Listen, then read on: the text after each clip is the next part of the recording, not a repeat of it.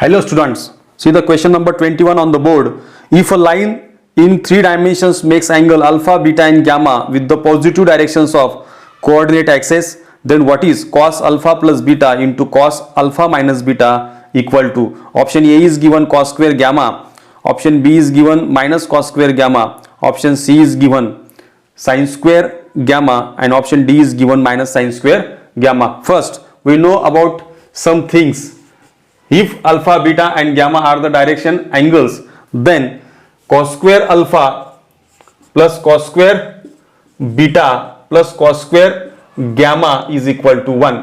ही गोष्ट आपल्याला माहिती असली पाहिजे की या तिघींच्या स्क्वेअरची सम जी आहे ती 1 येते. आणि शिवाय आणखी एक गोष्ट आपल्याला माहिती असायला पाहिजे की cos alpha plus beta into cos alpha minus beta जो आहे तो येतोय cos square alpha minus sin square beta असा तो आपला फॉर्म्युला आहे. त्यानुसार इथे इक्वल टू हा cos square alpha minus sin स्क्वेअरचा आपण युजिंग फंडामेंटल आयडेंटिटी याला cos स्क्वेअर बीटा लिहू शकतोय. हा cos square alpha minus sine इथे दिले, हा प्लस झाला positive cos square beta minus 1.